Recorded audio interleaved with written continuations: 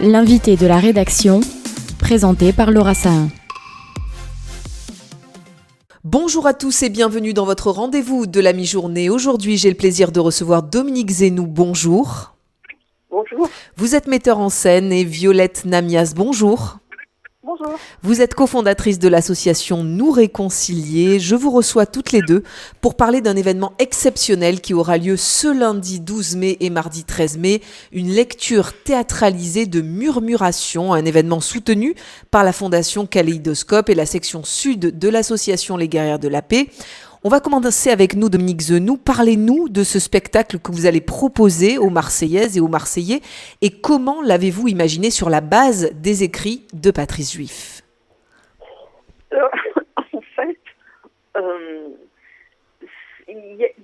on est parti un petit peu, on a fait des choses un petit peu à l'envers. C'est-à-dire, en 2022, nous étions très choqués, on va dire, par ce qui se passait autour de nous, par la montée des extrêmes, par le racisme, par l'intolérance. Et on s'est dit, voilà, nous aussi, il faut qu'on reprenne les armes. Et du coup, on a créé d'abord le bruit des vagues pour pouvoir nous aussi faire du bruit, faire des vagues. Et lorsqu'on a créé, excusez-moi, je suis un peu malade, lorsqu'on a créé le collectif, on a rencontré Bassam Ramine et Rami et Ilanad. Alors, on ne les a pas rencontrés physiquement. On les a rencontrés à travers la littérature, et puis après, on les a rencontrés à travers des documentaires, et puis on les a allés creuser à travers des articles, des vidéos, et on a eu envie, nous aussi à notre tour, de relayer cette histoire incroyable d'amitié, de courage, de résistance à la haine et de résistance à la vengeance. On va préciser parce que les auditeurs ne sont peut-être pas au courant. Donc Rami et Bassam, c'est deux pères, deux militants pour la paix et deux membres du cercle des parents endeuillés, un Israélien et un Palestinien. C'est bien ça. C'est ça. Et donc, nous avons demandé à Patrice Juif qu'il écrit un texte les racontant. Et une fois qu'on a écrit le texte, c'était en avril 2023, l'Harmattan a voulu l'éditer, on était en cours d'édition, et il y a eu le 7 octobre. Oui, quelques mois après. Voilà. Et là, on a été, nous aussi, complètement bouleversés, bien sûr. On s'est dit, qu'est-ce qu'on fait ? Est-ce que c'est juste ? Et on a été, on savait plus, on savait pas. Et puis, petit à petit, on les a réécoutés, on s'est dit, mais de quel droit on lâcherait, eux, ils ne lâchent pas. C'est encore plus légitime, j'ai envie de dire, de porter ce type de spectacle après le 7 octobre. Absolument. Alors Violette Namias, vous êtes cofondatrice de l'association Nous Réconcilier. Pourquoi soutenir ce spectacle, notamment au moment même où la guerre se poursuit au Proche-Orient ?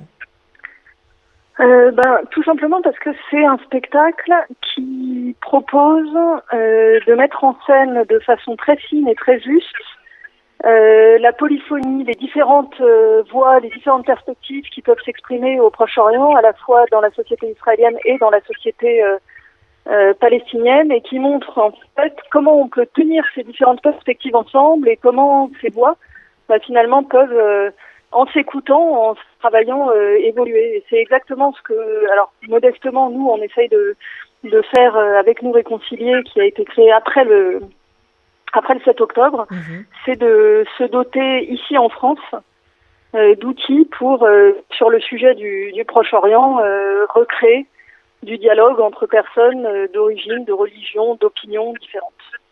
Dominique Zenou, on va rappeler quand même la difficulté que vous avez eue à porter ce spectacle dans un contexte de guerre toujours en cours malheureusement et des tensions intercommunautaires très importantes en France. Comment avez-vous réussi à convaincre notamment l'Épopée et le Théâtre de la Cité qui va vous accueillir lundi 12 et mardi 13 mai ? Alors, heureusement qu'il y a des personnes qui savent prendre des risques, qui ont aussi du courage et qui acceptent par l'acte artistique de porter des messages forts.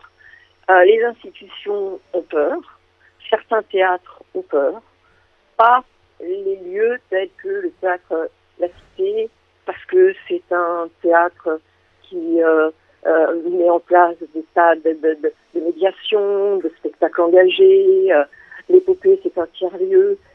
Et puis, on a eu la chance aussi de rencontrer la Fondation Kaléidoscope qui nous a soutenus.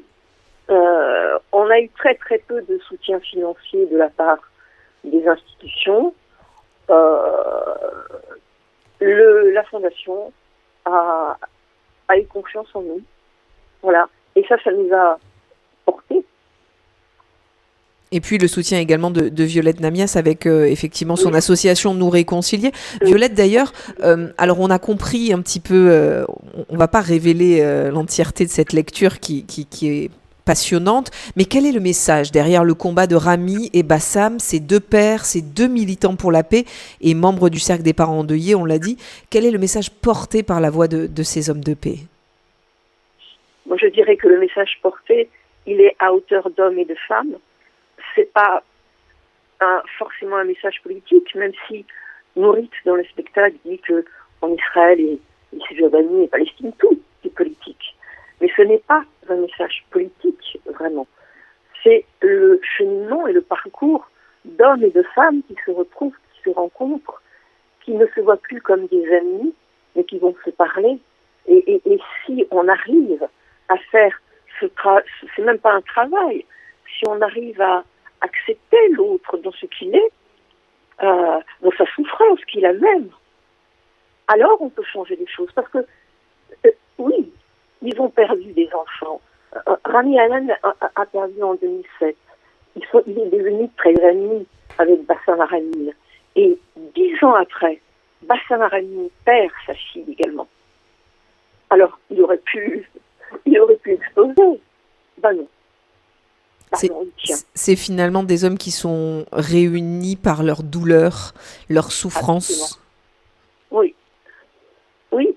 Et qui donnent un sens à cette souffrance. Et qui disent, mais arrêtons. Ça sert à quoi? Ça ne va pas faire revenir nos enfants. Alors arrêtons. Ne faisons pas en sorte, c'est ce qui se passe, que des centaines d'enfants continuent à mourir. C'est stupide.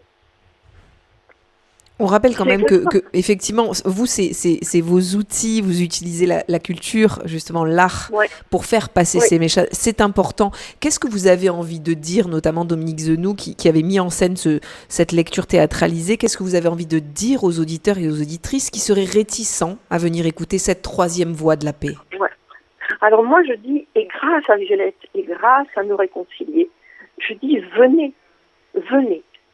Dans un petit texte là, que j'ai écrit hier, je dis le spectacle vivant touche le vivant. Les personnes qui sont pro ceci ou pro cela, sceptiques, qui sont rétifs à une troisième voie, eh ben, laissez-vous aller écouter la souffrance de l'autre. Et peut-être que ça fera bouger les lignes. Peut-être. Et en même temps, le soir de la représentation, il y aura ces cercles des paroles. Alors on va s'écouter, on va se dire, on va échanger, on va ne pas être d'accord. Et Violette et Eddy vont nous accompagner là-dedans. Et c'est ça le but de la soirée. Violette Namias, effectivement, ce type de soirée, c'est aussi permettre le dialogue, permettre de mettre des mots sur notre souffrance. Alors notre souffrance, elle est relative parce qu'on est bien loin de cette guerre. On est en France, on est en sécurité, donc on peut pas mesurer la souffrance des gens qui vivent cette guerre au quotidien.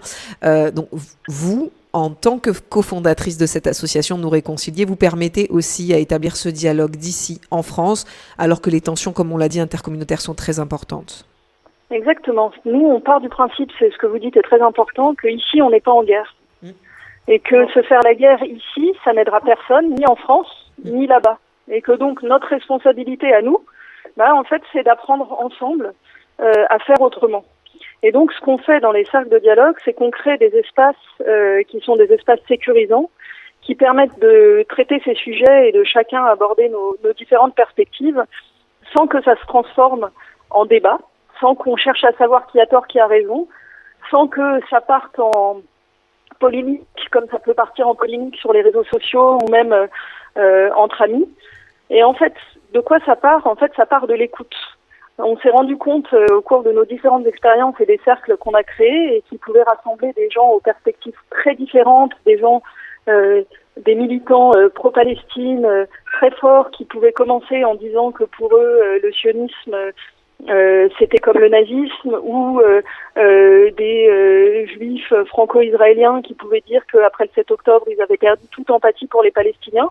Bah ça, en fait, c'est des points de vue qui, si le cadre n'est pas bon, font tout de suite partir la discussion dans quelque chose de très violent. Et en fait, le cadre qu'on crée, c'est un cadre qui permet d'aller au-delà de ces premiers mots, d'aller creuser ce que les gens veulent vraiment dire, de s'écouter les uns les autres. Et notre expérience, c'est vraiment que quand on se sent écouté, eh ben, on n'a pas besoin de crier pour se sentir entendu. Et donc, se sentir écouté, ça rend capable d'écouter l'autre, et ça rend capable d'aller au-delà des premières paroles et des premières peurs qu'on a, de creuser les perspectives les uns des autres et de faire émerger quelque chose de nouveau.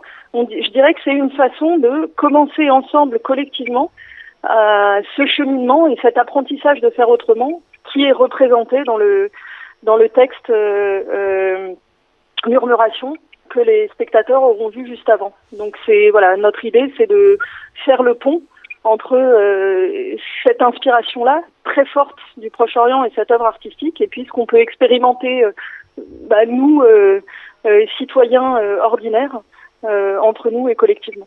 Et ces soirées qui vous feront forcément du bien ce lundi 12 mai et mardi 13 mai. Je rappelle donc l'organisation de ces deux représentations de Murmuration, un événement soutenu par la Fondation Kaléidoscope et la section sud de l'association Les Guerrières de la Paix, en plus évidemment de l'association Nous Réconcilier que vous portez, Violette Namias. Merci à vous deux d'être venus nous parler de ces deux soirées importantes qui sont organisées à Marseille les lundis 12 mai et mardi 13 mai. Pour s'inscrire, c'est Hello Asso, je crois, Dominique Zenou. Oui, c'est ça. Donc Hello Asso, on tape Murmuration Marseille, j'imagine qu'on tombe directement sur la page. Voilà. Formidable. Merci à vous deux en tout cas d'être venus nous parler sur l'antenne de Radio JM de ces soirées très importantes. Merci à vous, à très bientôt. Merci. Au revoir. Au revoir. Pour voir ou revoir cette interview, n'hésitez pas à aller sur notre site radiojm.fr, nos réseaux sociaux Facebook, Instagram, X et notre application Radio JM. Très bel après-midi à tous.